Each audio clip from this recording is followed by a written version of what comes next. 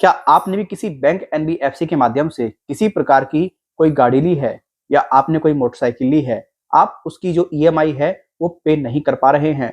आप लोगों को मैं बताना चाहूँगा, सुप्रीम कोर्ट की तरफ से एक केस में बहुत बड़ा अपडेट आया है, जिसको जानना आपके लिए बहुत ज़्यादा ज़रूरी है। अगर आप उसको नहीं जानोगे, तो आप एक बहुत बड़ी समस्या में पड़ सकते हैं। अगर आप पहली बार हमारे यूट्यूब चैनल पे आए हैं और आप चाहते हैं हम आपके लिए इसी प्रकार की यूज़फुल इन्फॉर्मेशन लेकर के आते रहें, कृपया करके आप हमारे यूट्यूब चैनल को जरूर सब्सक्राइब करें और सब्सक्राइब करने के बाद में बेल आइकन को प्रेस कर दें और ऑन कर दें ऑल नोटिफिकेशन को। उससे क्या होगा, कोई भी हमारे द्वारा वीडियो लेकर के आई जाएगी, उसका नोटिफिकेशन आपको सबसे पहले मिल जाएगा। आपको हमारा यूट्यूब चैनल सब्सक्राइब कर ही लेना चाहिए, क्योंकि यहाँ पर हम आपके लिए काफी ज्यादा यूजफुल इन्फॉर्मेशन लेकर के आते रहते हैं। अगर आपने इस वीडियो को कंप्लीट नहीं देखा और स्किप कर दिया, तो आपको जो इस वीडियो में इंफॉर्मेशन दी जा रही है, आपके लिए वो इन्फॉर्मेशन बहुत ज्यादा आवश्यक है, आप 100% मिस कर देंगे। आइए अब बढ़ते हैं अपने मेन सब्जेक्ट की तरफ। एक व्यक्ति 2003 में एक गाड़ी फाइनेंस कराता है और उस गाड़ी को फाइनेंस कराते समय वो 1 लाख रुपए की डाउन पेमेंट कर देता है। अब वो कंटिन्यू मतलब जो ईएमआई बनी थी उसकी 12,000 कुछ रुपए के आसपास उसको वो पे करता है। वो कंटिन्यू पे करते करते 7 ईएमआई ही पे कर पाता है, बाकी की जो ईएमआई है वो पूरी तरीके से डिफॉल्ट कर देता है। जब वो बाकी की ईएमआई जो है वो डिफॉल्ट कर देता है, उसके बाद में काफी ज्यादा दिक्कत परेशानी उसको मतलब फेस करनी पड़ती है। बाकी की ईएमआई सिर्फ और सिर्फ वो जो 7 ही पे कर पाता है और आगे की जो 5 मंथ तक वो पेमेंट करता ही नहीं है, रुक जाती है ईएमआई उसकी। तो क्या करती है, जो फाइनेंसर होता है वो उसकी गाड़ी को उठा लेता है और उसकी गाड़ी को उठा करके वो बेच देता है, लेकिन वो किसी प्रकार का उसको कोई नोटिस वगैरह नहीं देता है। अब ग्राहक क्या करता है, ग्राहक के साथ में जब इस प्रकार का इशू क्रिएट होता है, ग्राहक पहुंच जाता है उपभोक्ता फोरम। जब ग्राहक उपभोक्ता फोरम पहुंच जाता है, फाइनेंसर के ऊपर ग्राहक पूरे तरीके से कर देता है केस। अब वहां पर मामला चलता है, तो जो फैसला है वो ग्राहक के हक में आता है। ग्राहक को पूरे तरीके से बताया जाता है कि भाई आपको पूरे तरीके से इन्होंने किसी प्रकार का कोई नोटिस नहीं दिया, इसीलिए इन पर 2,33,000 रुपए का हम लोग मतलब जुर्माना लगा रहे हैं, ये पूरे तरीके से पे करेंगे।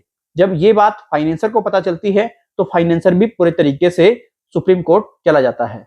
सुप्रीम कोर्ट में जाने के बाद में क्या होता है, सुप्रीम कोर्ट में जाने के बाद सुप्रीम कोर्ट ने जो पूरे तरीके से सारे मामले को देखा, जो उपभोक्ता फोरम ने उसके ऊपर जुर्माना लगाया था 2,33,000 के आसपास का, उसको वो रद्द करता है और कहता है कि ये जो गाड़ी है ये फाइनेंसर के अधिकार क्षेत्र के अंतर्गत आती है। मतलब ये गाड़ी का जो मालिक है वो फाइनेंसर ही है। जब तक कोई भी व्यक्ति ईएमआई कंप्लीट नहीं करता है, पे नहीं करता है, उस गाड़ी का मालिक फाइनेंसर होगा। अब फाइनेंसर का ये पूरे तरीके से राइट है, चाहे वो उसको बेचे, कुछ भी करे, चाहे उसका वो कब्जा ले। लेकिन सुप्रीम कोर्ट इसको रद्द करते हुए फाइनेंसर पर 15,000 रुपए का जुर्माना लगाता है। 15,000 रुपए के जुर्माना वो इसलिए लगाता है क्योंकि फाइनेंसर ने किसी प्रकार की कोई भी नोटिस वगैरह उनको नहीं दी थी। और उपभोक्ता फोरम में भी यही बात आती है। उपभोक्ता फोरम में पूरी तरीके से ये कहा जाता है कि भाई व्यक्ति को मौका नहीं दिया, व्यक्ति को टाइम नहीं दिया।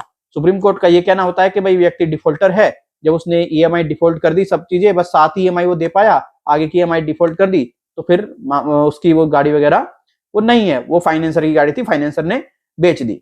अब देखो, आप में से काफी ऐसे व्यक्ति होंगे जो बैंक एनबीएफसी के माध्यम से किसी प्रकार का कोई भी लोन लिए होंगे और बाई चांस आप पूरे तरीके से उसका भुगतान करने में देरी कर देते हैं, नहीं पे कर पाते हैं। और कुछ व्यक्ति ऐसे हैं जो गाड़ी मतलब ले चुके हैं और उनकी जो ईएमआई है पूरे तरीके से डिफॉल्ट हो गई है।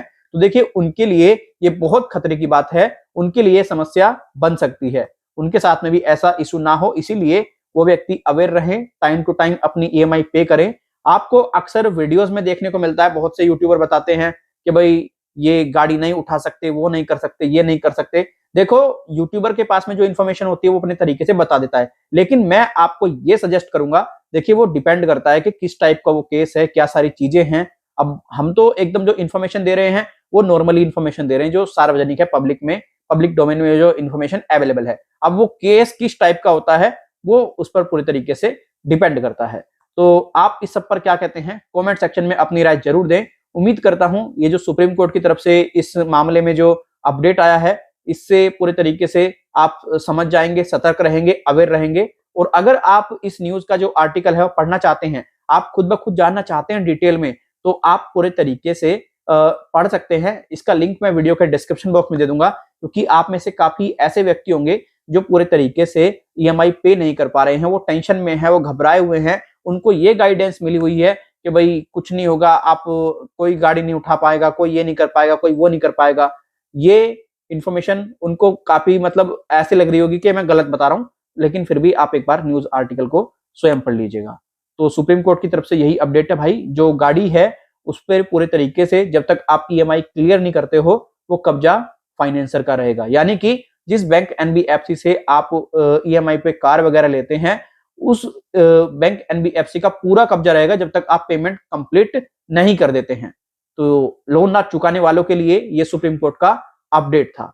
तो आशा करता हूं ये वीडियो आपके लिए ज्यादा काफी हेल्पफुल रही होगी। अगर ये वीडियो हेल्पफुल रही है तो वीडियो को आप लाइक करके जा सकते हैं, हेल्पफुल नहीं रही है वीडियो को आप डिसलाइक करके जा सकते हैं। कोई सुझाव देना चाहते हैं ईमेल और कमेंट के जरिए दे सकते हैं। आप में से काफी ऐसे व्यक्ति होंगे जो हमसे पर्सनल बात करना चाहते हैं, अपनी प्रॉब्लम हम तक पहुंचाना चाहते हैं। तो देखिए, आपके लिए हमने एक पेड सर्विस की शुरुआत की है। इस पेड सर्विस का आप लाभ उठा सकते हैं। हमारे इस व्हाट्सएप नंबर पर अपना नाम, अपना मोबाइल नंबर प्लस आपका जो करंट इशू है वो हमें सेंड कर सकते हैं। जैसे ही आप हमें सेंड करेंगे, आपका एक टेलीफोनिकली अपॉइंटमेंट फिक्स कर दिया जाएगा और आपको मिनिमम अमाउंट बता दिया जाएगा कितने रुपए आपको हमें पे करने हैं, और उसी के अकॉर्डिंगली आपको गाइड हम कर देंगे। और ध्यान रखें, अगर आप बैंक एनबीएफसी से प्रताड़ित हैं तो ये यहाँ पर आपको चार्जेबल सर्विस है हमारी।